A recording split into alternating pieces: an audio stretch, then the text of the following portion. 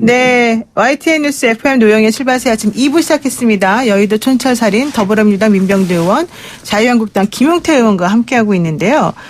우선 이제 2부에서는 약간 이야기를 바꿔보도록 하겠습니다. 지금 지소미아 연장 문제도 복잡하지만 또 방위비 분담 얘기가 오늘 내일 지금 가장 핫할 것 같은데요. 이 미국 요구에 대해서 뭐 당연히 적절치 않다. 이게 우리들의 입장일 것 같아요. 그런데 문제는 그렇다면 우리가 할 수 있는 건 뭔가? 이거 어떻게 생각하십니까? 양 당에서는? 일단 요구액의 터무니없는 건 뭐 다 알 겁니다. 네, 그건 뭐 이제 그야말로 이제 협상을 어떻게 하느냐의 문제인데. 네네. 자, 이제 이 문제가 또 지소미아 이 연장 문제하고도 결부되어 있습니다. 그러니까 이 트럼프 대통령의 매우 부적절한 요구 네. 액수를 적절한 가격으로 이 타협해 내는 데 있어서 저희가 거꾸로 지소미아 연장을 지렛대로 쓸 수 있지 않을까요? 어떻게요? 그러니까 미국이 지소미아 문제를 바라보는 것은 한일 문제로 바라보는 게 아니라 동북아에서 미국의 전략 차원에서 보고 있잖아요. 네. 한국한테 요구하는 거는 일본 관계 때문에 지소미아 연장한다 만다 이런 게 아니라 한미일 이과 북중러 이 이제 대결 이 소위 이제 대항구도죠. 이 대항구도를 한국이 지소미아 연장 안 하면 깨지는데 어떻게 할 거냐? 네. 뭐 이 문제를 지금 이제 근본적으로 물어보고 있는 거기 때문에 저희로서는 우리는 당연히 한미일 동맹을 구축해서 동북아에서 이 세력 균형을 맞추는 거에 동의한다. 대신 미국도 터무니없이 그렇게 방위비를 요구하면 우리가 어떻게 받아들일 수 있겠느냐. 이거는 네. 국민도 그렇고 특히 국회도 받아들일 수 없다. 이 점 분명히 하면서 협상해 나가고 저는 이 점에 대해서는 우리 국회에서도 적절한 이 행동을 해서 네. 미국이 터무니없이 압박하는 것을 우리가 같이 대처해야 된다고 생각합니다. 그렇군요. 어떻게 보세요? 뭐 저는 우리 민주당에서는 다양한 목소리를 내고 있죠. 다른 야당과 함께. 우선은 공정한 협상을 위한 결의안을 갖다가 박정원 대표로 또 심지어 당대표하고 원내대표까지 함께 참가해서 제출했고요. 또 송영길 의원이 제출한 성명에 여야 의원 40몇 명이 같이 했고 또 민평연에서 했고 안규백 국방위원장이 또 독자적으로 했고 계속해서 이어지고 있는데 굉장히 잘하는 일이라고 봐요. 네. 왜냐하면 미국 사람들은 자기들 문법을 알거든요. 민주주의 문법을. 네. 미국의 행정부가 무슨 일을 하고자 해도 의회가 반대하면 안 된다는 거 알아요. 상권 분립이 확고한 나라 아니겠습니까? 네. 따라서 대한민국에서도 상권 분립하에서 의회가 반대를 하면 안 된다 하는 것을 이해를 했기 때문에 이번에 와서도 국방위원장하고 외교통일위원장 여야 간사를 갖다 만났고 아마 여야 할 것 없이 외통위원장과 국방위원장 여야 간사는 국회에서 이런 상태라면 비중할 수 없다는 뜻을 분명히 한 것 같아요. 이것은 협상에 굉장히 도움이 될 거라고 생각합니다. 이러한 네. 과정에서 자유한국당이 혹은 개별의원 또 정당 자체로서 아마 함께하는 것이 더 좋지 않았을까 하는 생각이 듭니다. 그래서 다음 두 번째는 예. 지금 김용태 의원님이 이제 제안한 지소미아에 대해서 연장을 하고 방위비에 대해서 우리가 철저하게 협상에 임하는 것이 좋지 않겠냐. 어떻게 보면 이제 미국의 민주당 측 네. 논리죠. 근데 그건 저는 뭐 일견 그럴듯해 보이긴 하지만 사실은 어떤 협상의 지렛대로 사용할 수 있는 무기는 안 된다고 봐요. 그러면 우리가 지소미아 연장을 해줘서 그래 한국 착하다. 너희들 1조 내던 거 5조 내라고 했는데 참 착하니까 반 깎아줄게 2조 5천억.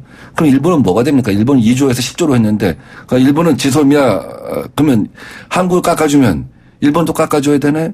이게 논리 자체가 이렇게 세 개를 묶어서 하는 것이기 때문에 한국 협상에 의해서 바로 일본 협상을 해야 되는데 한국이 지소미아에 대해서 오케이 했으니까 그러면 한국 반 깎아줄게. 그럼 일본은 애초부터 지소미아에 대해서 굉장히 적극적인 애들이니까 너희들은 더 깎아줄게. 논리적으로 이게 그 다음 가서 협상할 수 있는 지렛대가 미국 입장에서 안 되기 때문에 각각이 자기 고유한 논리로 가야 한다. 우리 방위비는 근거를 갖고 협의하자. 지소미아는 일본이 얘기한 것. 그러니까 니들이 한국의 무기 우리 수출 갖다가 하면은 안보가 불안해진다. 그렇기 때문에 우리가 그런 나라하고 우리 어떻게 지소미아 같이 하겠냐 이 논리. 네. 이거에 대해서 미국이 확실한 태도를 보여준다 하는 건데요. 제가 하나 이제 이런 거예요. 정부가 잘해오고 있다고 생각했는데 앞으로가 문제예요. 이렇게 됐다. 방위비 협상도 강경하게 네. 나가고 지소미아도 원칙대로 간다고 했을 때. 네. 일본 외교관 중에 하나가 지난 70년 동안 미국이 일본을 어떻게 지배했는가라는 책을 쓴 적이 있어요. 네. 정말 소련하고 싸울 때는 심지어 일본이 자기의 제일 첫 번째 동맹인데도 그때 워싱턴 프라자 합의해갖고 일본 엔화 강제로 올리고 일본 경제 추격하지 못하게 하고 소련이라는 적이 사라졌을 때 일부러 일본이라는 나라를 경제의 적이라고 일부러 만들어갖고 네. 압박한 적도 있고 심지어 금융위기 때는 미국의 구제 금융을 갖다 일본 보고를 한 적도 있고 일본이 했다는 거예요. 그래서 일본의 오래간 정부는 네. 친미 정부고 짧게 8개월 10개월간 정부는 다 반미 정부인데 그때는 심지어 CIA가 도청도 하고 압박도 하고 그랬다는 거죠. 그리고 경제 압박도 하고 우리나라에 대해서도 미국이 그럴 수 있어요. 그래서 그러한 점에 대해서는 우리 논리가 무엇인지를 갖다 앞으로 차분하게 미국이 우리의 입장과 논리를 이해할 수 있도록 설득하는 것이 중요하다 이렇게 봅니다. 네, 그렇게 보시는군요. 어쨌든 좋습니다. 그러면 오늘 이따가 이제 어떤 식으로 진행될지. 그러니까 지소미아하고 이 방위비 분담하고를 꼭 그렇게 연결시켜서 생각할 수 있는 건 아닌 것 같다. 근데 뭐 하여튼 지소미아는 결정을 내려야 되겠죠? 며칠 안 남았잖아요. 그렇죠. 예. 자, 어떻게 할지 우리 문재인 정부 답해야 됩니다. 문재인 정부 계속해서 우리는 전제를 네. 수출 통제 관리를 풀면은 지소미아 연장하겠다고 얘기하고 일본은 그거하고는 관계없다. 지소미아 연장은 우리도 바라니까 하자. 미국 입장은 이렇지 않습니까? 이 수출 통제 문제나 이런 것들은 우리는 모르겠다. 지소미아 연장하자. 자, 여기에서 입장이 우리만 다르거든요. 이 문제에 대해서 이제 뭐 시간은 다가오고 있기 때문에 문재인 대통령이 과연 어떤 결단을 내릴지 뭐 당연히 이제 국민들 관심이 있으실 텐데요. 결과는 결국 우리 문재인 대통령하고 대한민국이 책임져야 되지 않겠습니까?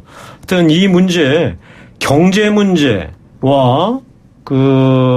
이 외교 문제, 안보 문제를 사실 같이 결합했다는 게 저는 가장 큰 문제였다고 생각하고 하여튼 며칠 이내로 문재인 대통령 현명하게 결단하실 거로 기대합니다. 네, 그러면 동맹이 국익하고 일치하지 않는다는 걸 처음 경험하는 거예요. 우리 역사에서는. 그렇죠. 사실 미국에 대해서 조금 과거에는 동맹이면 국익 섭섭함과 일치한다고 배신감이 봤어요. 있겠죠. 네, 네. 지금 그런 처음 경험을 우리가 잘 헤쳐나가야 한다는 생각이 네, 듭니다. 좋습니다. 자, 마지막으로 지금 시간이 얼마 안 남아서 짧게 말씀 하나 드리겠습니다. 노무현 재단의 유시민 이사장이 검찰이 조국 가족을 털듯하면 안 걸릴 사람이 없을 것이다.